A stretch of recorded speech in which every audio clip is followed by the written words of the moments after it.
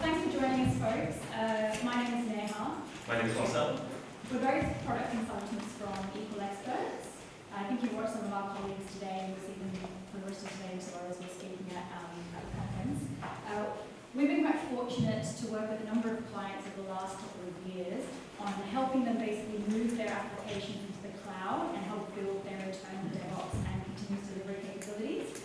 So in today's talk, we're actually talking about some very specific learnings that we've had and some specific tools that we've used as well to help bring product thinking into DevOps, and so more specifically, bring a holistic approach to continuous delivery, so reshaping how we think about continuous delivery in a slightly different way.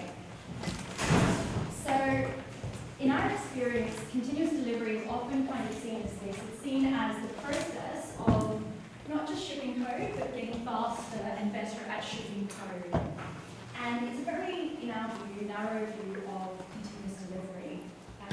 And even like within this sort of narrow definition of continuous delivery, we've sometimes found that sometimes our DevOps colleagues will struggle to prioritize the right optimizations in that part of the process. So for example, we've had examples where one of our colleagues focused on building a really slick way of automatically setting up infrastructure, and the actual problem our engineers were facing was actually around how long it took to run tests. So actually what we should have done is prioritize running tests faster before we actually made the process of setting up infrastructure easier. So there was a little bit of maybe sequencing that wasn't quite right in the prioritization process. And then if we sort of think a little bit broader as well, there are problems that we face when we're delivering product changes, both upstream and downstream. So upstream, we might find that maybe the priorities that come through from leadership teams aren't very clear, or maybe those priorities keep changing.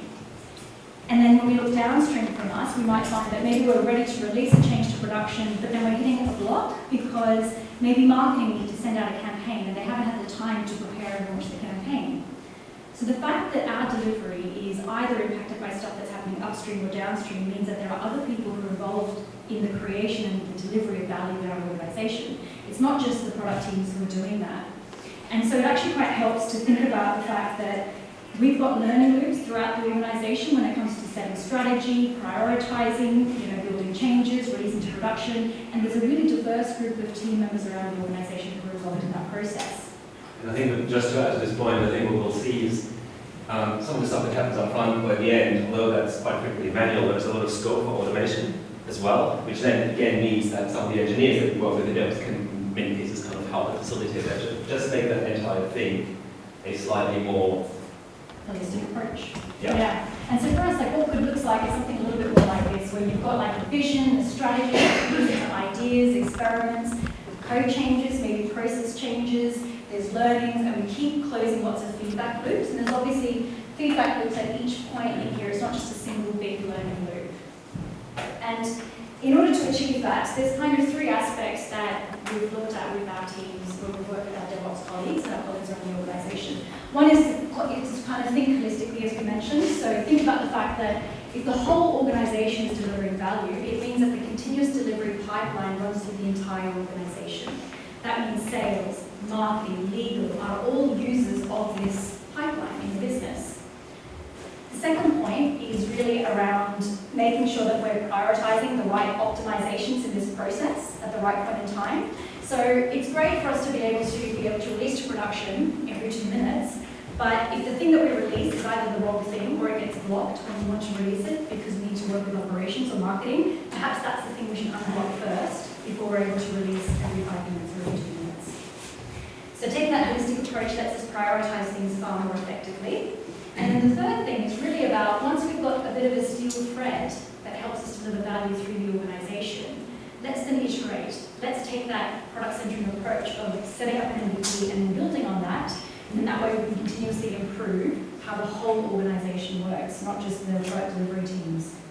And that's why we want to bring product thinking into DevOps and into continuous delivery, because taking the iterative approach, taking a user-centered, business-focused, holistic approach is very much what product thinking is all about. So basically, we want to say that continuous delivery is an organization-wide practice, not just a very sophisticated technical plumbing. And so there are some implications implications of that on delivery teams and on teams throughout the organisation as a result of that?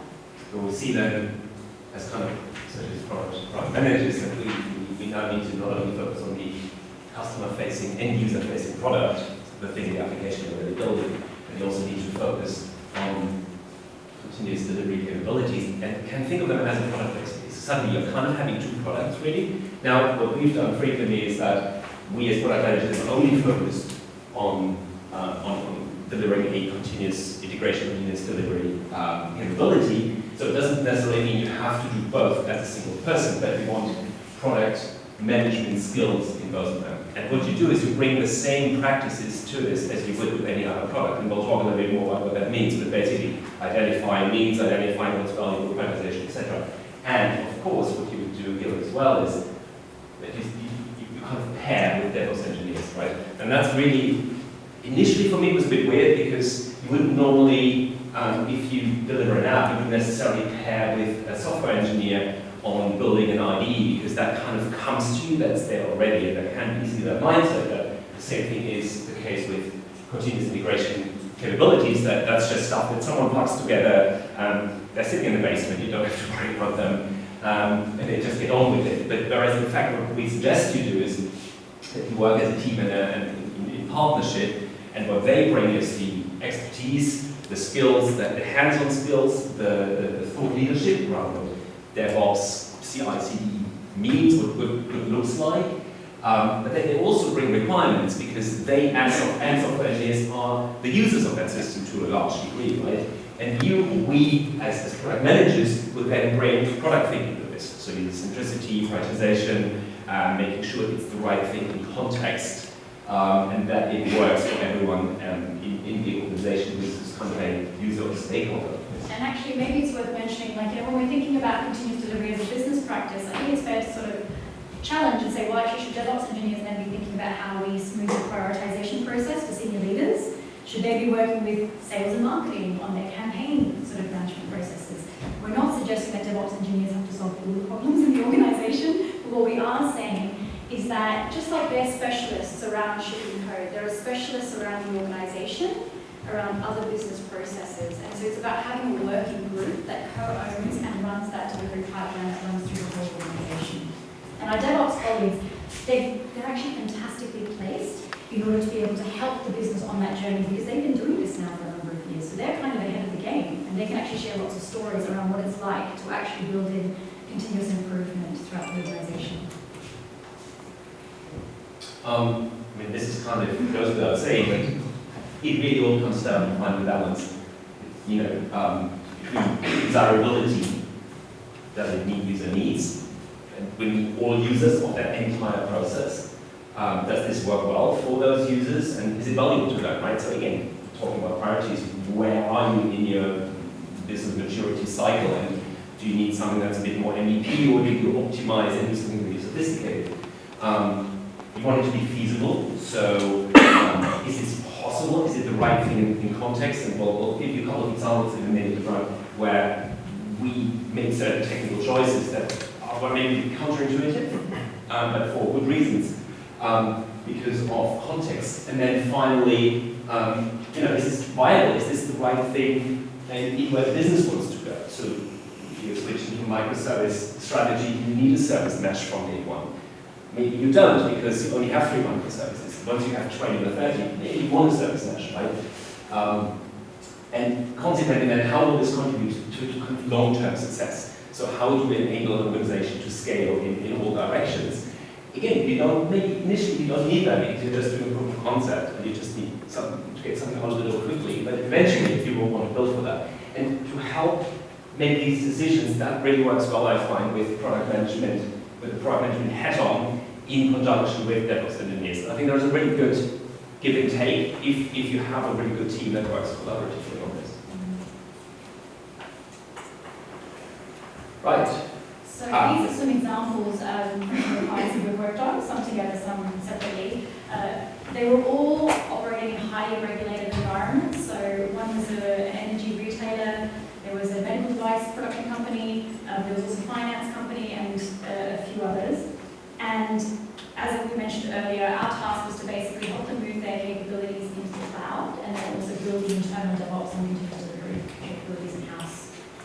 I'll give you 4 examples now of how product thinking kind of helps here. So what we found is that with one of these organizations, in this case it was medical devices that needed to be, for which applications and software needed to be deployed, that initially our brief was help us bring stuff into the cloud, move microservices or decouple monolith, move applications to the cloud. And the knee-jerk reaction would be to say, well, that's easy, right? Containerize, put some clusters up, throw that stuff into the cloud, and you're done. And we could have focused on that, but what we found by looking at the end-to-end process of what that means in a medical regulated environment to go from an idea or requirement to actually something that sits on an MRI scanner or on a CT scanner. You have these bottlenecks, especially around regulatory and compliance concerns, where the government requires you to submit certain documents to prove that you have a requirement that has risks. These risks get mitigated, and you can prove by running certain tests that you have considered all these problems that may occur. And then at the end, you have a document like release notes that show what features you have released in which release, how they are tested, that the tests have all been executed successfully, and how those tests and some of the things you've done mitigate the risks you've identified. And you need to give them this entire package. In this case, it was I think 80 pages. They had to write manually they were at that time only releasing every 3 months, and they hated writing those release notes. But also, you then go to this point where like, actually you should be releasing daily maybe. Writing 80 pages every day just becomes unfeasible, right? So what we did here was we said, understanding this end-to-end process, we said, well, let's focus on compliance, and let's see, can we automate that process I've just outlined rather than someone typing notes. So again, a bit counterintuitive, maybe to start with this, what someone could have thought of as being optimization rather than the baseline, but again, unblocking a big bottleneck that alternatively we could have encountered. Just a slightly different example, so far more hands-on scripting languages for provisioning of resources. At the time, DevOps lead was very comfortable using Bash, and we would like to use Bash again. But what we found was that the client, being a .NET shop, was very uncomfortable with Bash. They hadn't used it, they didn't have the capabilities in-house. So by speaking to some of the software engineers and the DevOps engineers there, like, can we use PowerShell? That's what we're more comfortable with, right? So by adding basically user centricity to this and understanding what users are after, what their capabilities are, what the context is, you can make these choices, technical choices, but process and cultural choices in the right way, rather than using something where they don't have to train up an entire team and the team's kind of frustrated because they have to yet learn something new, which actually they could have just had easier. Right. And the next example is where one of our clients had a development team, and they had a development integration environment that the teams were deploying into, but they didn't have any test, staging, or production environments. So we were brought in, and we were asked, very logically, to build the next environment, right? Deploy from development into test, and then presumably staging and production. But when we took a step back, we realized that we were going to hit a bottleneck when it came to releasing to production, because we actually needed to get the production environment certified by the regulators, and that was going to take at least 2 to 3 months. So there was no point in getting all of this code backing up and then facing that frustration of not being able to deploy to production. So what we did is we prioritized. We said, let's build production first, send it off to the regulators, let them certify the environment, and then that gave us the space to do things like build a test environment and then focus on staging and so on. In some organizations, maybe you want to build a steel thread all the way through, rather than going straight to production. In our case, this actually made sense. So we were able to kind of be more business focused in terms of how we prioritize the capabilities of the continuous delivery pipeline. I think Neha made a good point there, just quickly to come back to the steel thread. So, of course, you want your teams that they are ready to be able to do stuff, right? Hence the steel thread. But the question then becomes like, where do you optimize, right? And how do you build up from that thing that fits steel thread? So this is all really important to kind of look at prioritization in context. So this is just random examples. There's no rule, right? No rules to this, right? Yeah. And with the last example, this was an organization that had a really operations-heavy function. So they had a couple of thousand people working in operations. The business was used to releasing product changes once every quarter. And what we we started to talk about being able to release product changes every week, we realized we hit a bottleneck with rolling out the changes through operations because we just simply couldn't train up thousands of people every single week. You know, we needed to come up with a more sustainable option. So what we did is we actually included operations in the delivery team. Rather than them being a stakeholder, we brought them into the team. And instead of sort of telling them afterwards that, you know, here's the process, now go figure out how you're going to adopt these changes. And what we did is we co-designed the rest of the continuous delivery pipeline. So we ended up coming up with some great ideas around digital champions, around automating release notes, automating some of the training as well. And that meant that they also felt like they were part of that process in actually moving the changes through the organization and into the hands of our customers. So let's talk about some specific tools and how we've used them for one of the specific clients that we've mentioned. Just before we go into that though, are there any questions so far or any reflections that anybody wanted to share? I'll go with a question. So, Yeah. I'm sure you must see this in the industries. How do you deal with the leader side, the technical side, or the business side, leaders who are transactional in their thinking? They don't want to get involved. They just want to tell you what they want, come back to me technical, but you've done what I asked for. How do you start to change that mindset? Maybe that's too big a question, but it's all in the presentation. Is there a specific example that you have in mind? Because I think there's different approaches you would take depending on the specific scenario.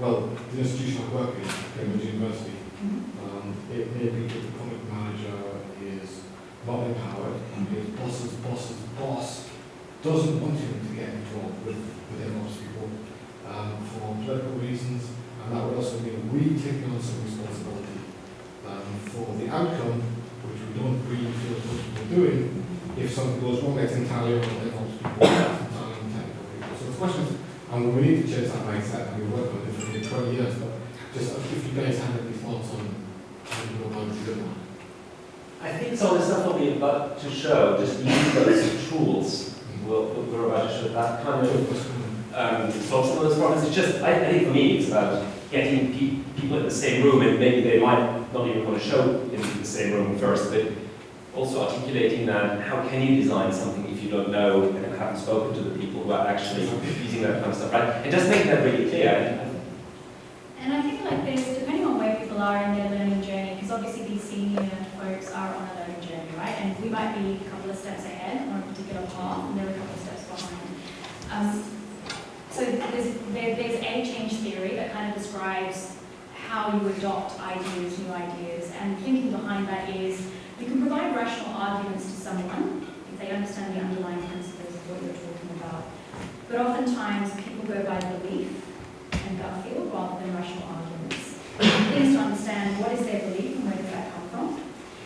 And oftentimes you can challenge beliefs through storytelling rather than using numbers and facts and sort of hard data. It's actually the storytelling that emotively resonates with people. So for example, if the senior person is quite risk averse, if they have certain fears, understand what those fears are, and then if you can frame this in a way where you show how you're helping to mitigate some of those fears that they have, whether it's around getting funding from third parties, or whether it's around being shown to be a leader in the academic field, whatever it is, there are things that you can tap into on a more emotional, psychological level, which has been shown to be quite effective when it comes to people who are just operating on a completely different set of assumptions and beliefs. And just to quickly add to this, my current clients, they have a little problem that they feel like meetings are a bit of a waste of time. So we've got this quote where they said engineers should be typing, not talking. And we said, okay, well, do it a little bit the way you want. And then we demonstrated that actually took much longer than if we had had the right people in the room for a couple of hours. Have them talk and then deliver from there. So I think there's a little bit of kind of experiencing within that as well. At least this is a hard change. This is nothing you can affect in like a day or a couple of days. We work out for 2 years. Absolutely. This sometimes takes a while. I mean, we see with one of the clients, one of the examples here, I think we worked with them 3 years ago. Was that 4 years? Yeah. And now we're seeing that actually they're really getting into the swing of CI/CD 2.4. And this is a big German organization, right? I mean, so sometimes these things just take a bit of time. Yeah.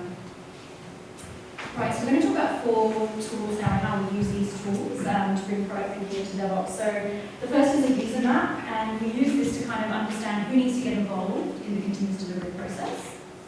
The second is the experience map. So once that we know who needs to be involved, let's understand what their pain points are, what's working really well for them. We'll then talk about a value proposition canvas, which will kind of describe where the opportunities are, maybe what capabilities are needed to meet their needs.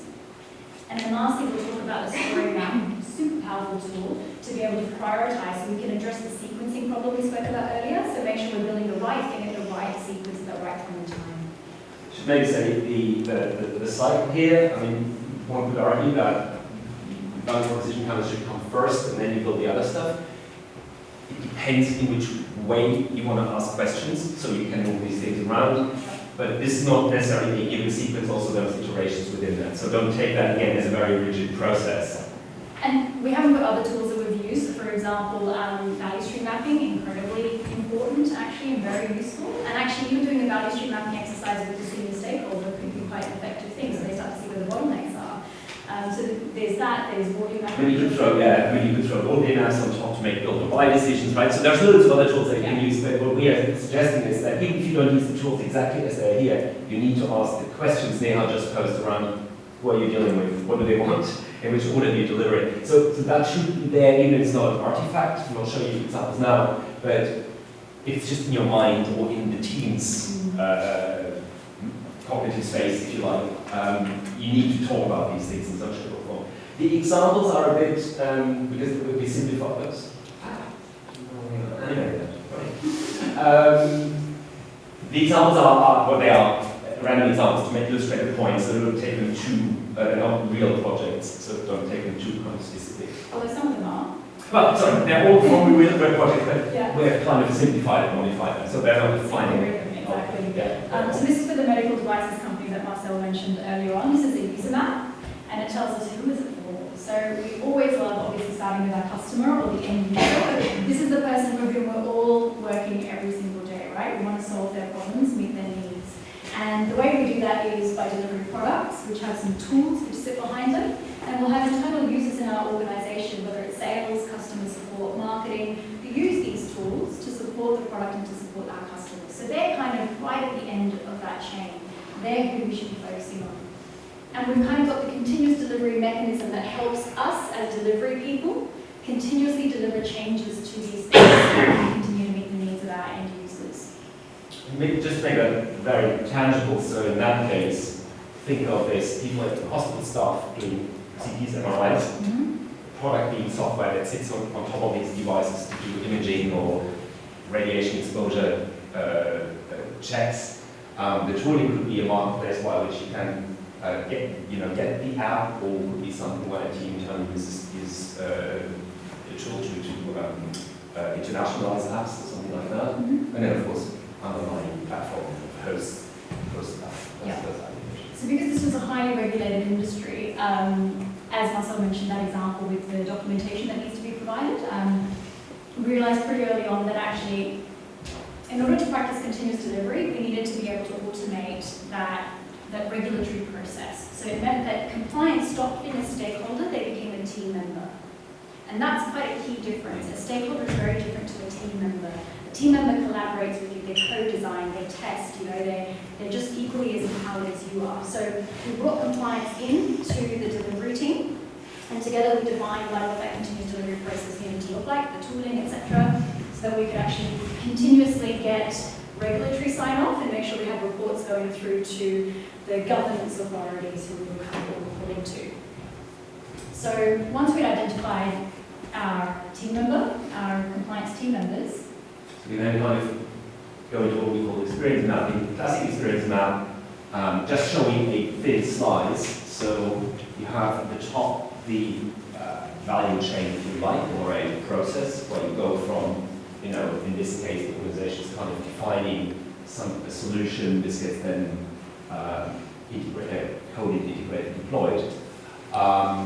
And what we outlined here specifically was the process around story creation and refinement and approval. And what we found was, from the perspective of compliance, that if, again, classic experience that if you look a little bit at empathy or sentiment, you find that they get really anxious at the point when these stories get approved, because they need to make sure that they have raised all the risks, that the stories are correct, that they have all the special cases and alternative cases in there. So, and then of course they also get really in advance kind of high anxiety, because they know they have to write these 80 pages at some point, and nobody wants to do this. So if you look at kind of, the jobs to be done, the key job is ultimately submitting regulatory documentation, and one of the key pain points is that it just takes forever, right? And there's other things in between that, again, another job is to identify risks related to this, and low level of confidence is a pain point, and if we mess up, we could kill someone, right, in medical environments. So there's quite high stakes in it. And I think one particular one I want to call out, because I think we can relate to this. So one of the things that we heard is that one of our compliance colleagues said, my colleagues feel like I'm slowing them down, but I'm actually just doing my job. And that's something I think we can all relate to, right? We constantly work with colleagues in the organisation, and there's a client-supplier relationship, there's a lot of tension. Ultimately, everybody's trying to do their jobs, but we just haven't figured out what's the best way that we can align around a common goal. Right. And what we identified by talking to compliance is that there is a gain for them, that if they get questioned by the government, they have a type of documentation that's well structured and well formed, that they can take to them and have confident discussions about this. Why maybe the problem the regulator sees is actually not the problem, and then they can just go into these discussions confidently. Whereas I feel before, they sometimes went in there very uneasy because everything was a bit messy and they couldn't have a strong argument with the regulator. So once you understand what the lay of the land is, and you can use this to reverse engineer an existing process, or you can design an E2B process, right? So it's quite versatile as a model. What you then do is you basically go to a proposition canvas. This is the classical one by Strategizer, where you again take over those needs you've identified, the pains and the gains, and then ideate features against those that deliver against, allow those jobs to be done, relieve those pains, and provide those gains. And we've just made this here very simple, just for the sake of illustration. Automation is a key thing, because it takes long, it's not reliable, it just is painful. It's a job that actually can be easily automated, rather than just facing something. You can automate some of these things. Let's just leave it there. I think that's a good example.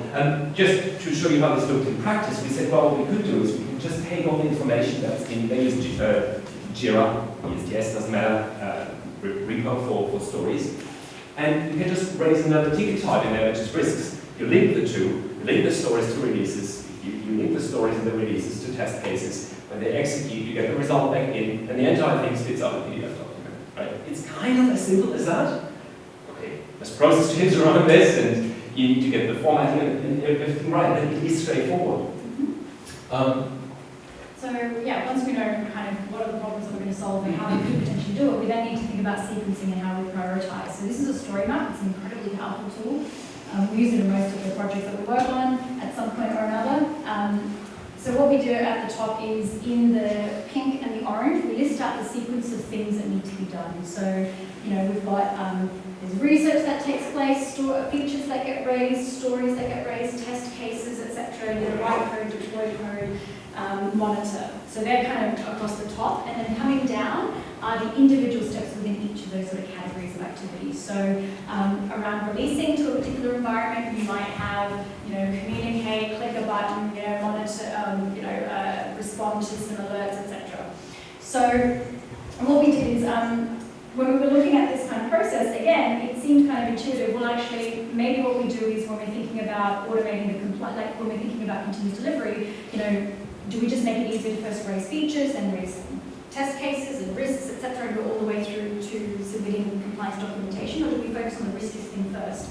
And when we looked at what the riskiest thing first was, it was basically around making sure that our documentation was going to be fit for purpose for the regulators. Because we can do all this amazing automation work, but if the regulators say it actually doesn't meet our requirements, there's no point. So the first thing that we did is we physically prototyped a PDF, and we sent it to the regulators, we spoke with them, we negotiated on the format, etc. And then, so that was in the first slice, and then the second slice, the second release slice, We then said, okay, great, now that we know the format, let's practice automation. Let's see the best way to kind of automate this and check the quality of the content. So that's what we did. As Marcel mentioned, there's things you can do around exports and running macros and whatnot to do that. Then the next step, the next kind of slice, was to see if we could then automate the submission of the documentation, because then that would reduce a whole lot of faff. So rather than follow this in a linear way and deliver this in a linear fashion, we prioritise based on business value and based on where the riskiest assumptions were, which, as we know, is actually quite a common practice in product development. And just to make a different example how this turns out in practice, so it's actually just doing this on Monday, where I sat down with a DevOps engineer and it's again building the entire cloud platform. And we sat down together and they said, look, one of the things we need to do is get better about automating, injecting secrets into clusters we spin up. So I just sat down with him. It's really nothing I know much about, but he threw a couple of stories at me and I said, look, is this, once we've done all these, is this actually end-to-end? Does this, does this allow someone to click a button to, provision clusters, and does it, all flow through? And he was thinking through this, and he was, oh, hang on, there's some stuff missing, right? So we added more tickets. And then you just ask the question about, what would you do first? What's the minimum we can get away with? And then he started kind of, moving things around. And that's the value, I think, which product people can bring to that entire discussion without even knowing much about the detail in some cases. And the other thing I think which is really important is to look at some of those tickets. I find sometimes when I have no idea what the ticket means, most likely some of the other DevOps engineers also have no idea what it means. So just writing ticket names that people can understand, and it just makes communications much easier within the team. So it's these tiny things, the soft things, that actually make a real big difference as well. Right, so in summary, so we've just kind of shown you a couple of those tools that answer some of the very basic questions that every product needs, and if the product happens to be a CI/CD pipeline under the hood and the entire wider process, then why not do exactly the same things? Rather, you would never, if you build an app, you would never just 5 software engineers just get on it on their own. It just doesn't make sense, right? You would provide them with support and structure and guidance on what to do and where the valuable things are. So why not do the same thing with infrastructure? Again, coming back to this point, it is really about shifting this mindset to pairing with DevOps engineers in infrastructure. People not just see them as some sweaty dudes in the basement who just get on with it with something you don't really know and don't care about, but make them part of the team and use whatever capabilities they deliver in a way that then helps your product manager to do that thing on the left. That is what's really valuable, right? Yeah. And that means that we can see that continuous delivery becomes more of an organization-wide practice rather than sort of just, again, very sophisticated technical plumbing. There are some challenges we faced along the way, so we also want to kind of share some of those as well. So there's one very key one that comes up, which touches actually on your question, which is around culture. And it's around sort of functional ownership within organizations. So this does require a cultural shift. It does require pairing people who wouldn't normally pair with, and work with. It involves actually coming up with a common language that makes sense. So as Marcel mentioned, let's come up with like plain English terms for what we're doing. All of a sudden, what we're doing gets demystified in the organization, and it means it becomes more accessible and more inclusive to other colleagues in the organization, which is a great thing. There's something about territorial ownership as well. Yeah, I think there's a little bit this thing that sometimes if you own a discipline, you always have owned it on your own, that you don't want other people to encroach on you. So on this, that someone who's working in DevOps or infrastructure always on their own, that they're suddenly like, why are these product people coming? Why do they tell us in which order we should be doing things? Mm-hmm. And it's just this making people aware that it's not about control, it's not about putting anyone on the leash, it's facilitating this. And I find, I'm not sure how you feel about this, maybe, if you are engineers, but I think it's quite liberating actually for someone to tell me, look, this is what's valuable, this is what makes sense to me to get in this order, and then just to be able to execute against that. Of course, with input, right, but this is jointly done. It's about being a critical friend. Correct. So asking those probing questions, being a critical friend rather than being dictatorial about what you think your view is. Yeah. there's... Yeah, I think I mentioned how much times, I think the final line I see regularly is prioritization. When it comes more from this perspective, that I feel organizations, especially when they start getting into the cloud, they want to gold plate some of these things, and just maybe pull them back and say, look, that's what you really need initially, let's do the basics, and then work out. So one of my current clients, they said they need to be cloud agnostic, and basically be able to deploy without downtime from AWS into Azure into Google, whatever. It's like, no, you don't need that. Your developers can't even self-provision anything at the moment, so why would you even think about multi-cloud? Right? Make something that doesn't close these options, but go in a meaningful way, step by step. And so it's, again, bringing that, just asking those questions and bringing that kind of common sense and yeah, being your friend really. That's the most valuable thing we've seen in that area. Quickly, yeah, if you're interested, I think a couple of tables that are available for free digital platform. I think if this may be, I think contributed. One of the co-authors.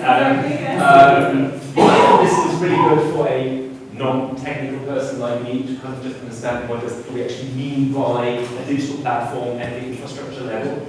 And then Neha and I and a couple of other colleagues have written something about Inception, which is not exactly 100% related to this, except in the sense that it has some of the tools we talked about and how you do project kickoffs, and a lot of that stuff we talk about here is actually good. We've done this with DevOps teams, where we run these short inceptions when they get into new work stream or when they containerize apps and they go into the cloud, and you run a little bit of an inception to make sure that they can start from a good solid basis.